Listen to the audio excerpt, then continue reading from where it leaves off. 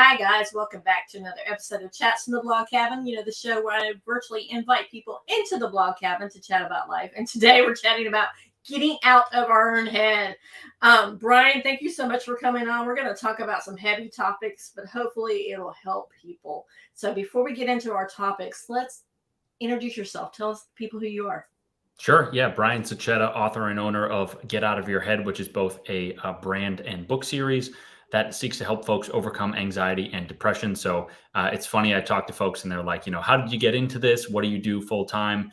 I'm actually a software developer by trade, which, on the surface doesn't have a lot to do with mental health, but I got into this stuff by sort of, trial by fire, if you will. I've dealt with both conditions for prolonged periods of my own life, and eventually got to the point where I felt like I learned some things and wanted to share the information that I had come up with share that with others. And then also like in an effort to, help them overcome some of the things that they were going through.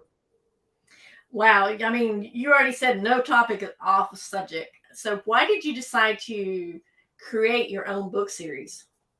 Yeah, it was really just a product of having been through anxiety and depression in the past, or, it's still something that I deal with from time to time, but it was so much worse, 10 years ago. And I guess specifically the book series itself, right? It's like, why do a book series versus, just talk to somebody or make a PowerPoint or something like that, right? I don't know exactly. I do sort of remember this point in time. There was two of them. One was like, being this 18-year-old with like a lot of, I don't know what the right terms are, but like piss and vinegar or something like that, and just kind of saying like, when I figured this out, I'm going to write a book about it. I'm going to, vanquish my demons, all that sort of stuff. So I think I've come off of that, that sort of mindset a little bit, in the sense that like I don't approach things as aggressively as I probably did was when I was an 18-year-old. I think a lot of us could say that about a lot of different subjects.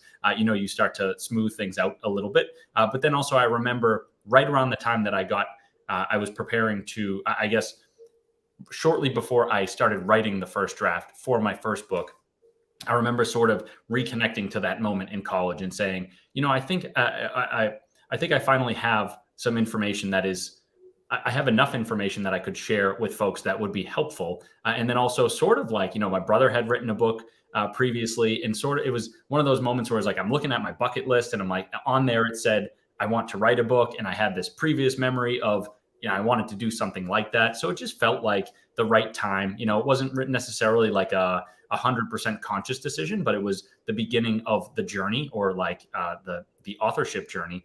And I'm glad that I took it, because, sometimes I look back and I say, if I didn't start then, I may have looked back at this age and said, oh, that's too difficult of a journey to start. So I'm glad that I kind of put the first foot forward, and then that, I guess, started the journey and allowed me to keep going today. Do you think that it brought out your creativity? Because you said you were software, so that's more like, you're just looking at code and things all day long, whereas this one allows you to bring out your creative juices a little bit. I mean, you're on point. I think the interesting thing is, like, even though software is more analytical and sort of like almost left brain, if you will, right? There is a part of it that is right brain as well, where it's like, especially if you sit on the front end sort of side of things, where if you're building mobile applications or designing websites or something like that, there is this, right? There's sort of the data and web services side of things, where that's probably more analytical, more just sort of, chugging along, writing code. And then there's this visual aspect where, if you're writing client-side applications or building those websites, like, you do get to be a little bit more involved with the visual stuff, the creative stuff. I always enjoyed doing that sort of stuff. Like, I've built I've built mobile applications for startups in the past. And I always really enjoyed being able to see the product come to life and being able to say, like, I put my creative juices on that sort of thing. So I think the book itself, or, starting the book series and whatnot, I think that was more an extension of that. Was maybe like, hey, I dabble in the creativity in the software world, but I want more of it. And also just wanting to be able to express myself further and share some of the stories that I had at my disposal. I mean, the fact that you were able to come out and say, hey, this is my story. These are my stories. This is what I've gone through. Maybe it'll help somebody else. How was it response? How did your family respond to it? Yeah, I mean, in my immediate family, right? It's like my mom and I had talked about this stuff for a long period of time. So I think she wasn't surprised by any means as to like the contents of the book. Maybe she was a little bit more surprised, like, oh, he's actually, taking the steps to write this thing. My brother and my dad kind of weren't all that surprised either, in the sense that we read a lot of books in the self-help space. My brother has written a book before. So it was sort of like on brand a little bit, right, for the family. But yeah, there are definitely stories within each of my books and then my blog as well that, like, not everybody in my family, not that many people have heard those stories, right? It's like I might tell some of them when I'm out with a friend at dinner or something like that. But those stories definitely, some of them were new to people. I think there was a little bit of surprise there as well, right? And it's, I kind of look back. I wrote the first book. I wrote it, the first draft in 2017. So that was about 5 years ago. And there's, I think with any sort of creative process or work that you put out there, I think there's always a little bit of, looking back and saying, oh, I wish I did things differently or something like that. So I'm actually doing, surprisingly enough, I'm actually cleaning up the first book, kind of doing a revised edition of it right now. Just want to, I feel like over the years, my skills as a writer have improved. And there's also just some things that you're like, okay, 5 years ago, my mindset has changed, and maybe I don't want to tell that story in that same fashion, or maybe that story doesn't apply, or it's a little cringeworthy or something like that. So yeah, it's definitely a tough balance to strike, right? Because I'm trying to connect with folks. And the only way that you can really do that is to say, like, hey, here's something that I've been through that maybe you have been through as well. But if I share too much information, it might get to the point where folks are like, creeped out is the wrong word, but like a little overwhelmed, right? Of like, oh, that's TMI, right? Yeah, that's so true. I mean, honestly, I applaud you for sharing your stories, because a lot of people want to talk about the mental health issues. They want to kind of hide them. Or I remember a friend of mine said that in some parts of the country they hide it, but she said in the South we bring our crazy out and we sit them on the front porch. That's funny. Yeah, it's so fascinating to think about the different cultures and subcultures within the U.S. and how sort of the thing that basically the phenomenon that you just alluded to, right? It's like different families talk about things in different fashions, different cities approach different issues in different fashions. So much of that culture influences how we then make sense of our experiences, process our emotions, and also, either find ways to cope with, our mental demons or not cope with them. So that is something that's really fascinating. Not that I don't do a ton of research in that space. All I'll say from a very, very high level, right, is like the more that you keep these things inside of yourself and suppress them, the more they're going to grow and fester and eat away at you. So it's sort of even though maybe I didn't know I was doing this at the time, it was sort of like the first book was a creative outlet and I guess an expressive outlet where I was like, I want to get these stories out of me. And even if nobody reads them, it's sort of like a journalistic kind of thing, right? Where it's like a catharsis or a cathartic moment where it's like, I'm sort of saying that I'm at peace with this stuff. I'm processing it. I'm creating a narrative and putting it out in the world. And then that way, maybe I can, I guess, move on from some of the difficulty. I love that. And we need to take a brief commercial break, but when we come back, I want to talk to you about your own personal journey and what you're willing to share with us. Hi, my name is Joanna, and I would like to share with you a little bit about Shores of Grace, Shores Philly. It's a ministry located in Philadelphia. The portion of Shores that I volunteer for goes into Kensington, an area greatly impacted by homelessness and addiction. And we go and we take love, food, clothing, snacks, conversation. We believe that it is a way that we can meet people right where they are and show them the love of Jesus. We have seen lives changed in big ways and in small ways, and we've built wonderful relationships with the people in the community. We have big plans, more we'd like to do, and we would appreciate any support, either through prayer or through donation. If you would like to donate, you can go to shoresofgrace.com, and in the menu, click on Donate. We just ask that you put Philly in your donation comments. Thank you. And we are back chatting with Brian about mental health and his own journey with mental health. Before we went to the break, you talked about writing the book, and it was like a catharsis for you. But did you ever think when you were writing it that you were going to actually publish it? Or did you think, okay, this is just something I have to get down on paper. Let me get it out of, like you said, dealing with your own personal demons and get it out of your head? Yeah, from day one, the goal was to publish it. I think that, it was a combination of all the things that we talked about in the sense of the catharsis, the making sense of the journey and whatnot. But also, like, I'll be totally honest, right? It's like I obviously wanted to help people. I wanted to share the story and the insights and get that stuff out there. But, there was something on the other side of my mind being like, hey, maybe I write a decent book and it sells a lot of copies, and I can start a little bit of a side hustle over here, right?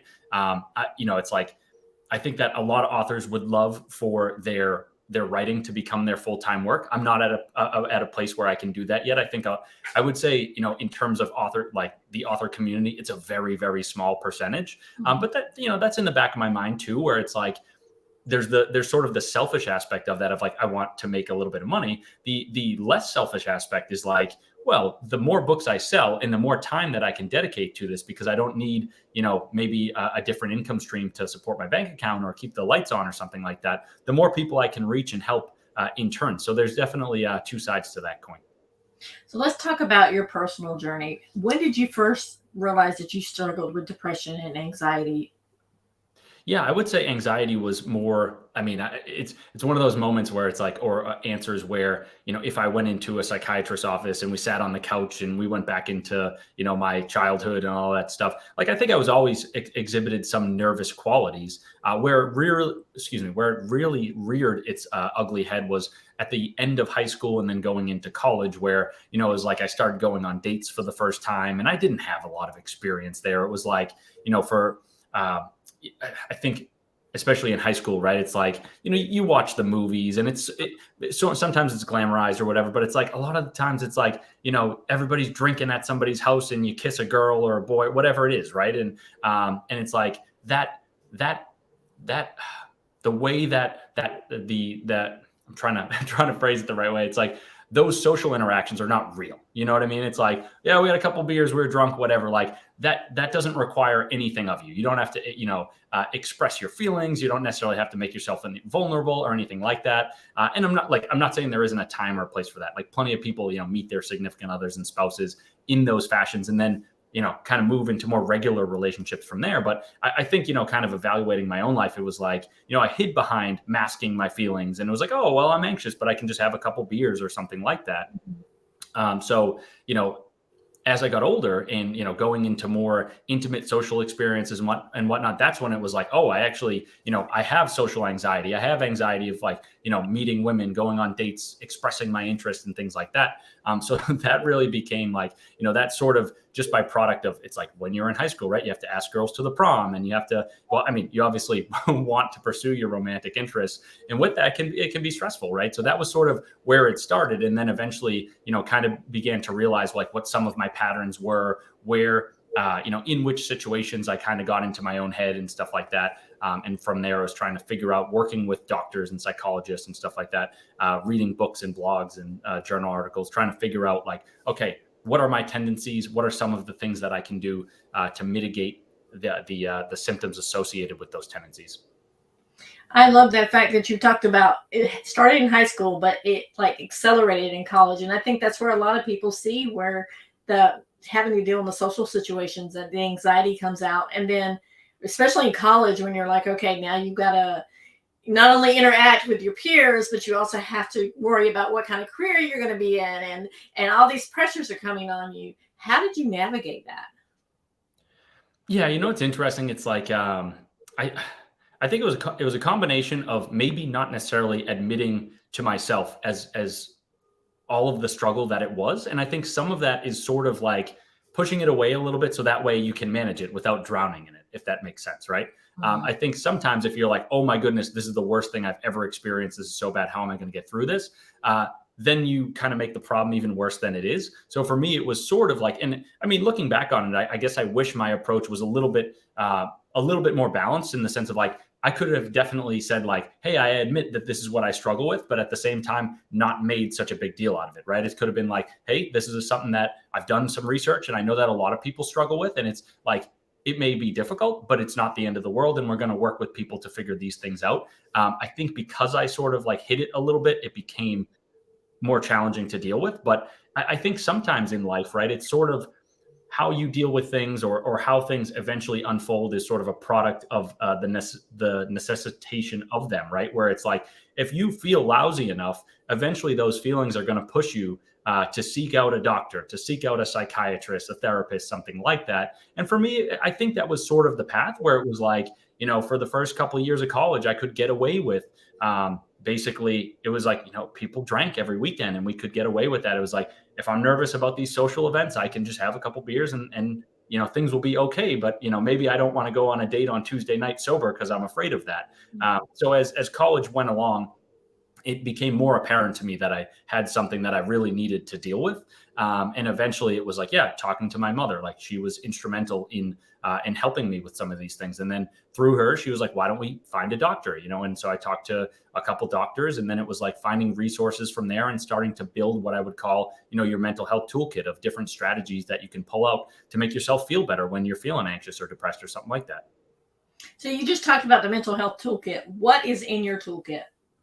Yeah, so there's so many strategies that are in there. I definitely want to give concrete and actionable advice or specific things there. What I usually point to, right? So I've got two books. One is on anxiety, one is on depression. In the first book, so the one on anxiety, the first half of that book is centered around a framework, which I call the 10 steps to getting out of your head. So those are just 10 simple strategies that you can use to walk back fear once it's already kind of arisen.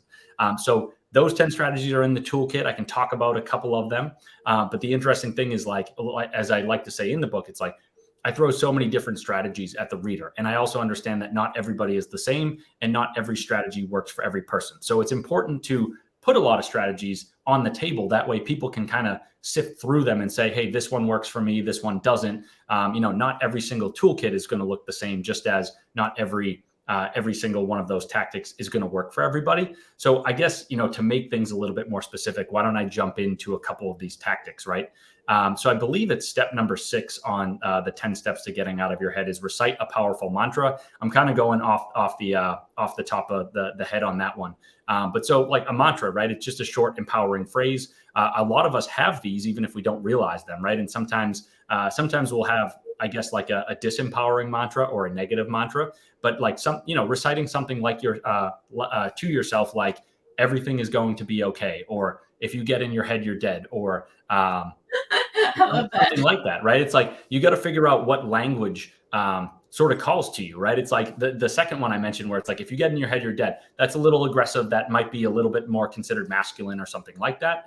So it's important to find a phrase that grounds you, right? It's like, for me, I know that when I'm stuck in my head and I'm all like, my mind is moving at 1,000,000 miles a minute, that works for me because it's like aggressive. It's like, dude, like get back to ground zero, but that's not going to be the case for everybody. But I guess at the same time, finding whichever phrase it is that is helpful for you allows you to then, have the awareness to say like, okay, I'm in my head right now. I'm going to just repeat this phrase to myself. And it almost gives you a distraction from sort of the problems in what people would call like the monkey mind, right? It's like your mind wants to think about all these different issues that could happen or will happen or whatever. And if you're able to just like sit down and say like, everything's going to be okay. Everything's going to be okay. And I know it's like corny or cheesy at times, but it's really like, what we need a lot of the time in these situations is something to distract us from our minds. And if it's something as simple as reciting just a short sentence or something like that, that's awesome, right? I love the way you said, get out of your head, you're dead, because it's also kind of comedic too. It's like a little bit of laughter. You saw I laughed when you said that. Yeah. It's like, okay, you're taking yourself way too seriously. You need to just stop it right now. And it's like, it's a way to get some levity in the situation as well. Absolutely. Yeah. So it's like when we say distraction, right? It's like another word for that would be a pattern interrupt. So it's like if I can get you to laugh, if you're feeling anxious, then I just interrupted your pattern. And that's what we want to try to strive for in ourselves. I guess it's usually easier to make other people laugh than ourselves, but I digress. And so that was your top one. What's another one that you use? Yeah, sure. Why don't I take a look at the list? The reason why, not that I don't have them memorized, but I tend to on podcasts, I tend to give like the same two. And then I look back and I'm like, every single podcast, I talk about the same one. So I get a little, disappointed by that. Let's see. So let's go with step number 3, which is evaluate the potential outcomes and reconnect to the one you want. So the sort of the logic behind this one, or the reason that I put this one forth, was that when we're anxious, our minds try to trick us into thinking that the worst case scenarios are the only things that are possible, right? So for example, if we're going for a job interview, even if it's like for our dream job and we want that job, sometimes our anxiety makes us fall into these traps where, the next thing we realize is that we've been in our minds for, a day, a week, a month, or something like that, trying to figure out how to prevent bad things from happening, forgetting the fact that the reason why we're going to the job interview in the first place is because we want the job, right? So sometimes we get so distracted from our end aim that, it can be helpful to refocus on what it is that we want. Now, obviously, one of the problems with this, right, is like, and I think a lot of us experience this, and I have a lot of, I've done this one a lot, right? Where it's like, even like we can sometimes obsess over what we want to happen so much that it becomes a rumination. And then all of a sudden we are like trying to convince ourselves that we're thinking about our desired outcome, when what we're really doing is trying to like see it at the same time that we block out negative outcomes. So for example, right, if it's like, I want to go to this job interview, I want to get a job offer or something like that, in our heads, that will be there. But what will also be there is the idea that we'll have a panic attack in the middle of the interview. Our interviewer will laugh at us or something like that. So sometimes I think it's helpful to maybe put some of our visualizations down, right? Because sometimes fear wraps itself up in what we want out of a specific situation.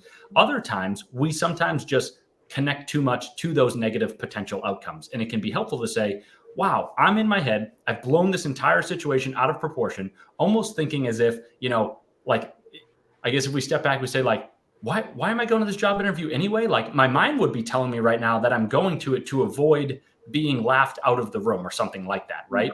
And when we're able to step back and say, whoa, wait a second, I'm going on this job interview because something good could actually happen. I want this job, and that's why I'm going. I'm going to try to get that job offer, right?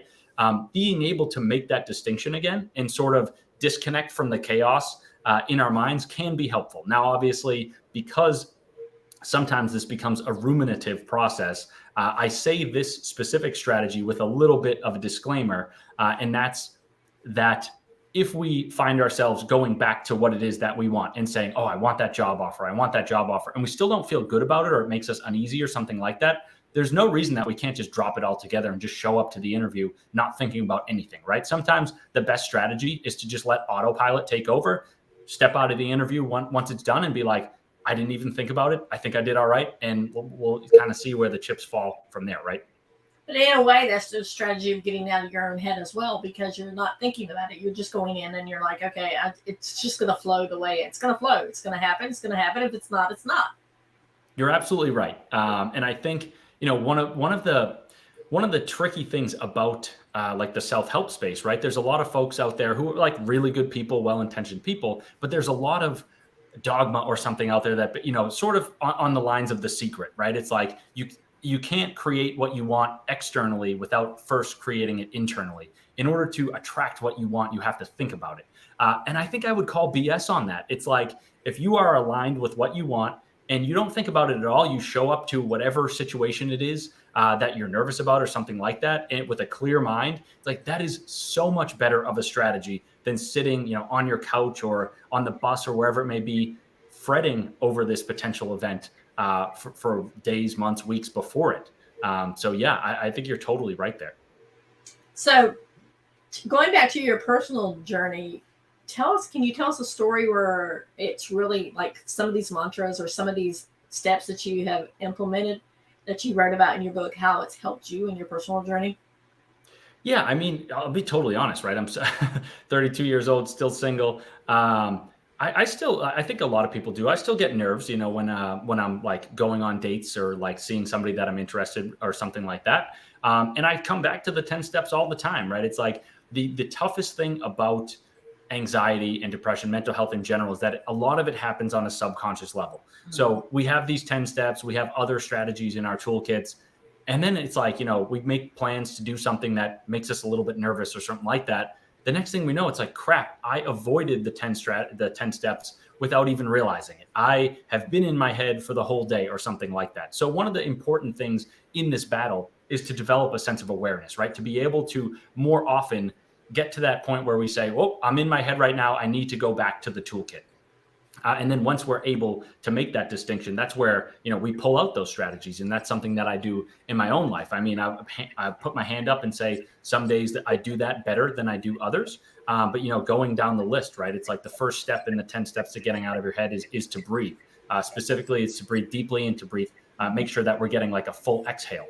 And that there's some science behind that basically shows that when we exhale deeply, we activate our parasympathetic nervous system, which is basically sort of like the calming division of our nervous system.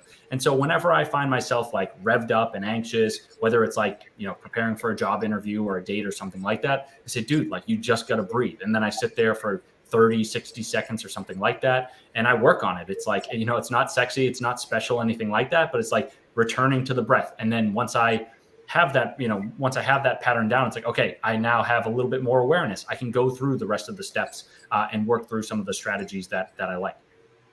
So you mentioned earlier that when you were in college or maybe a little bit after college that you realized you needed help.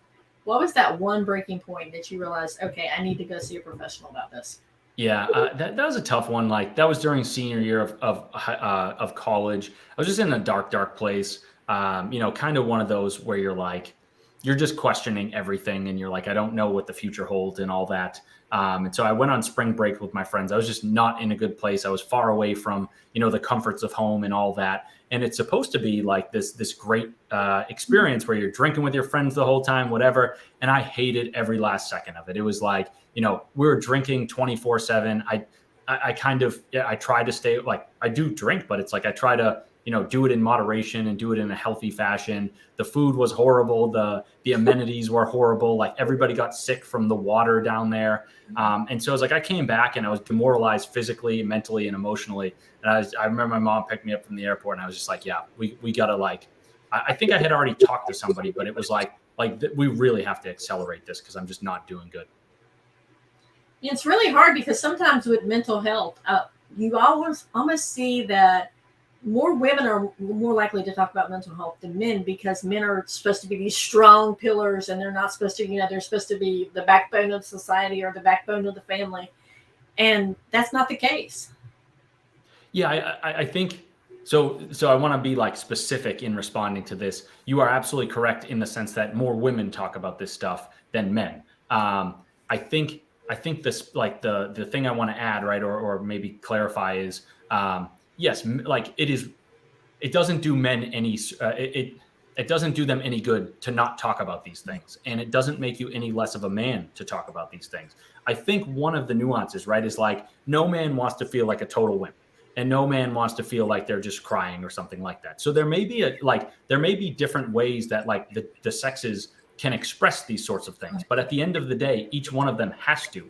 Otherwise, it's like, I mean, sure, if we're dealing with a very minor problem, it's like, yeah, maybe I can ignore this and it'll go away or something like that. But if you're really struggling and you don't talk to somebody, you don't get it out there, like it's going to be hell. I'm not going to lie. So yeah, I think, one thing that I talk about on podcasts and different appearances and whatnot is saying like, so sort of as you alluded to, Melissa, was the notion that like men don't want to talk about this stuff because we're supposed to be manly and, macho and all that stuff. I would almost say that if you have a problem that you're not willing to talk about, how is that manly, right? It's like men, like, and I'm kind of, being black and white with the genders here, or whatever. There's obviously overlap, but it's like men are supposed to be problem solvers, right? If you're not willing to confront your problem, you're not being masculine. I think being masculine as it applies to this context is being able to sit down and say, this is what I'm dealing with. It is difficult, but I will figure it out. And I now need to go start that journey, right? Rather than saying, yeah, I'm supposed to be strong. I'm not going to tell anybody about it. And I'm going to kind of just hide in my room or something like that. And again, I'm being a little bit black and white, a little bit facetious or something like that. Don't get me wrong. It is very difficult to talk about these things. I'm not discounting that at all. All I'm saying is that like the strategy or approach of withholding them in an effort to appear more macho is not a good one.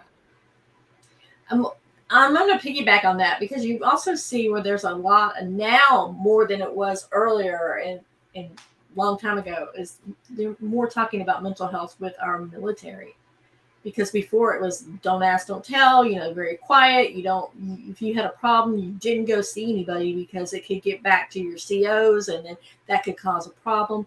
Why do you think now all of a sudden it's kind of like a little bit of a switch has turned on it? Not all of the branches, but I know some of the branches are focusing more on PTSD as well.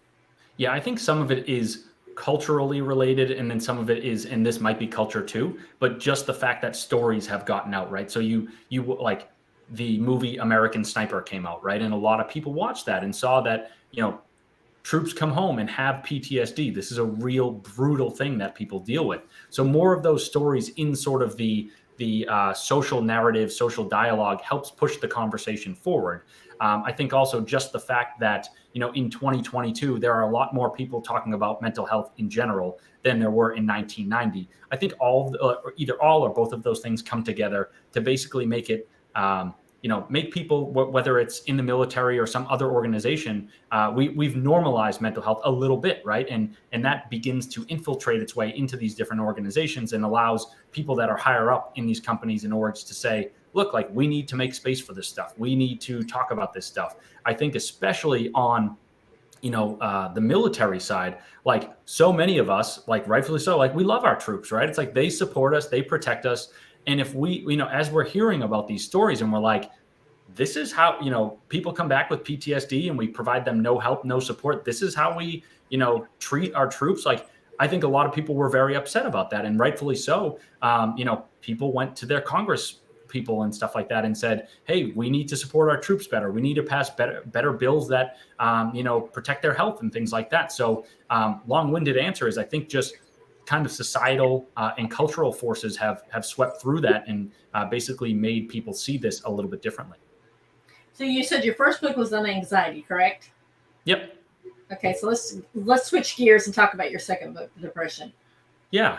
So second book, as you alluded to, so the title of that one is Get Out of Your Head, Volume 2, Navigating the Abyss of Depression. That one grew out of a personal battle with depression. I mean, just as kind of the first one did, right? All my writings are pretty much come from a place of personal experience. And so it was a battle that I went through in 2018. I think given the fact that I had already started this brand, started the book series, and said like, hey, my general approach to mental health battles is I'm going to try to find out as much information as I can about these various ailments. And then I'm going to take those things, synthesize them down, and try to deliver some piece of content, whether it's a book, a podcast, a blog article, something like that, to my listeners. So the inspiration was similar in the sense that, I was going through depression or had been through a depressive episode and learned a lot of things and wanted to continue to contribute to the space in the way that I knew how, which was basically talking about my experiences, delivering helpful strategies and that sort of thing. So let's talk about, when did the depression come into your life? Because you talk about anxiety happened in high school, going into college, and really at your senior year of college is when it's really like blossomed. I don't want to say blossomed because that's a great thing. But, it really kind of blew up. Your anxiety was like, okay, I need to get help. But what about your depression? Yeah, so it was interesting. I would actually say like, in senior year of college, that was both anxiety and depression at the same time. In 2018, it was more depression, but, it's interesting where folks say like the diseases are two peas in a pod. And I think there's a lot to that in the sense that the same mechanics of our minds can lead us down these traps and these spirals that lead us to feel either really fearful or full of despair, right? So those two things being anxiety and depression, respectively. So I think there can sometimes be a little bit of each in any episode that we go through. But so the 2018 battle that led to me writing that second book. It's tough. It's tough for me to talk about and I'm more than happy to do it. It's tough for me to talk about in the sense that like, I don't necessarily have like that special of a story. You know what I mean? I'm just a dude, like I'm living life. I'm so grateful and so lucky that, I haven't had too many personal tragedies or anything like that. At the same time, I don't think that we necessarily, well, from experience, I know that we don't need those things to occur in order for us to feel depressed, right? And I think that's one of maybe the final hurdles that we need to clear a little bit in the space, right? Is like 1 in 5 people across their lifetimes will experience depression.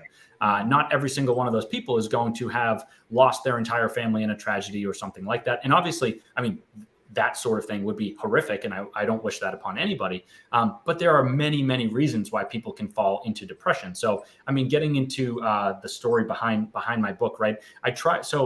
I do give my story and then I try to dissect it a little bit to help readers make connections to their own lives. But the second book is definitely less storytelling and more trying to bring in research and connect to some of the scientific studies that have been done. I just felt as though, I don't know, but when I wrote that one, well, I don't know how old I was, 28, 29, just got to a place where I was like, I want to feel as though I'm a little bit more authoritative in the space rather than, hey, I'm this guy, I tell these stories of where I was nervous or something like that. Look, there's a great place for all that stuff, and people definitely, it resonates with people. But I think also like to reach a wider audience, I felt as though I needed to bring in more of the research and whatnot. So anyway, quick recap of the 2018 battle was basically, it was just a place in my life where it was like, I would call it a quarter life crisis, right? It was like, I remember this one day where I went to the Topsfield Fair, which is where, it's a fair in the town that my parents live. It was like, I always went there growing up. And so it's like, so much of your childhood happens there. And I brought my nephew there.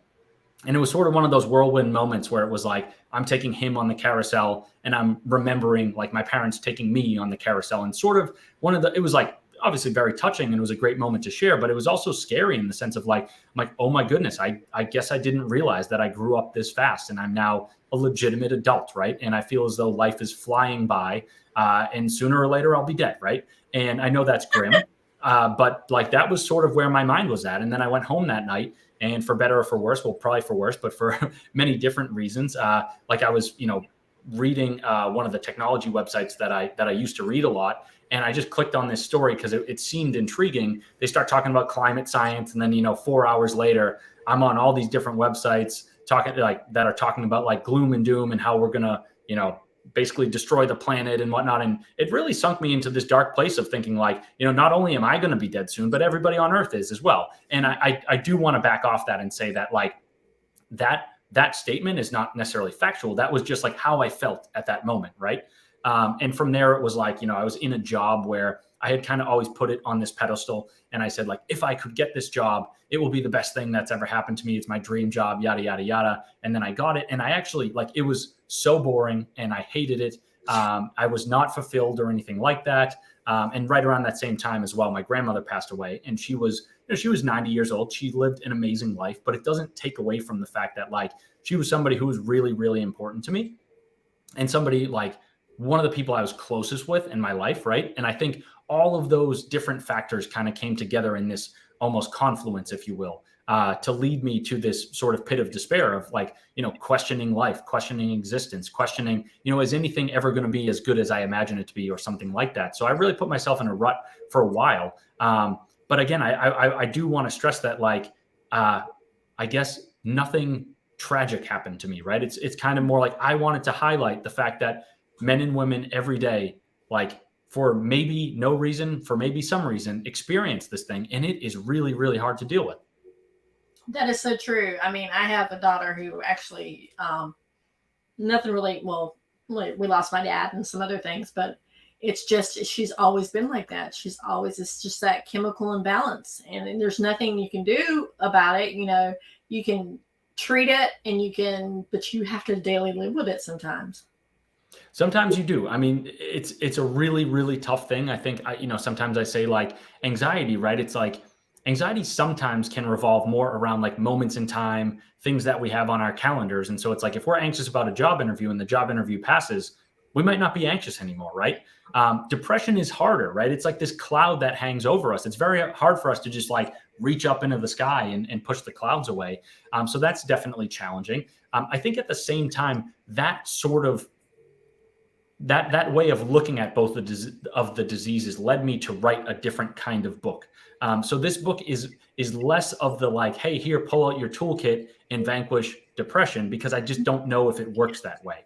It was more of, a philosophy of approaching this disease. It was looking at it from, so there's this thing called the biopsychosocial model, which is sort of just a framework for like evaluating where diseases come from and whatnot. So if you look at that word itself, right, you've got bio, which is biological, you got psycho, which is psychological, and then you've got social, which is the word itself. But right, it's three different buckets from which, if we're looking at depression, then depression could appear, right? So biological, it's like the way that we use our brains and bodies, our genetics, our neurotransmitters, maybe a chemical imbalance. Psychological, the way that we think, our thoughts, our beliefs, everything in that realm. And then social is kind of everything else, our jobs, our connections, our relationships, our friends, our family. And so it's like, if any one of those categories gets thrown off in a radical fashion, or I guess even more than one of them in a large enough fashion, then the scales can basically tip in our minds to make us feel depressed. And the difficulty with that, right, is like, if we are depressed as a result of, let's say, losing our job and, our girlfriend or boyfriend breaking up with us, I don't think overnight we're going to necessarily get a new job and find a new relationship. Some of those things take time. And that's why I think that, my second book is a little bit more of the philosophy. It's like, hey, we have to have the mindset in understanding that, like, even though these things will take time, we're eventually going to get through them. That allows us to keep a little bit of the hope in our minds. Whereas, like, if we look at depression and say, what does it really boil down to? It's two feelings, right? It's helplessness and hopelessness. And the more that we lean into those feelings or we feel them, the more depressed we're going to be. Yeah, that is so true. And I like the way you said that, where you just said it, and now it's just totally flew my mind, about how you said it's hopeless and helpless. The more you get into those feelings, the more it's going to make you more depressed. But also, you need to acknowledge that you're having those feelings and say, okay, I'm having these feelings at this moment. Things maybe next week, maybe a year from now, I won't be in the same state. You have to realize it's long term, not short term. Absolutely. And it's such an important point to stress, because this is where some of the work that I do in the computer science world plays in a little bit. So there's this notion of like state management in the computer world, which all it really says is that, a computer program manages a lot of different data inputs, and it takes all those inputs to say, I'm in state 1, I'm in state 2, I'm in state 3. And then in each of those states, it functions or acts in different ways. And if we look at sort of that basic and general model and apply it to our own lives, what we can basically say is that when we're depressed, we act in certain ways, we think in certain ways. And one of those things is that when we're depressed, we don't think that things will ever get better. And the problem with that is it's even though like what we may be dealing with could be super, super difficult, that mindset is a product of the state that we're in. And so it's like, if somehow we were able to move ourselves into a joyous, a hopeful, a happy state, all of a sudden that narrative would sort of silence itself in our minds, it's kind of fascinating. It's also kind of like a total, what's the right word? I want to say a mind F, if you know what I'm talking about. Yeah. So how do we move ourselves from that place where we're so despondent and so like, in despair and lost all hope to look into more positive things? How do we do that?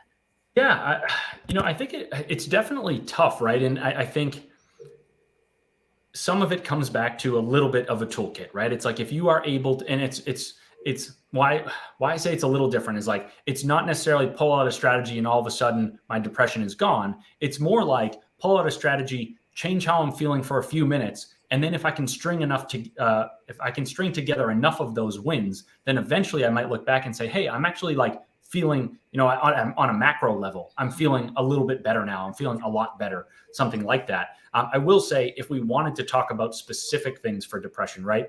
A lot of folks will say that one of the best things we can do is get into, a regimented exercise plan. So there's studies out there that show that, and I do want to put a disclaimer on this, is just because what I'm about to say is true doesn't necessarily mean that I'm not saying anything about medication. So let me just say it and then it'll make more sense.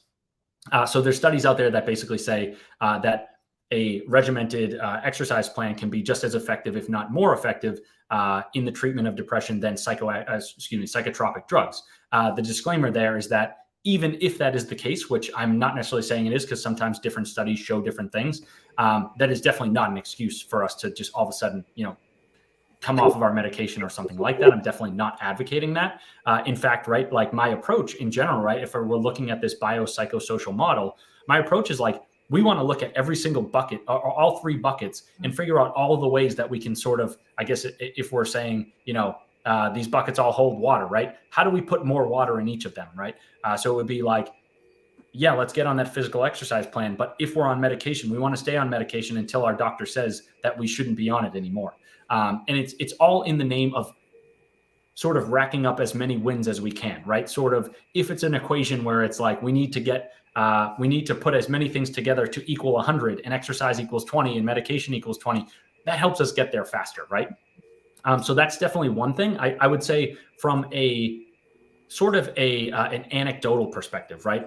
When we exercise, we get our bodies moving. There's all sorts of neurotransmitter activity. I'm totally losing the name for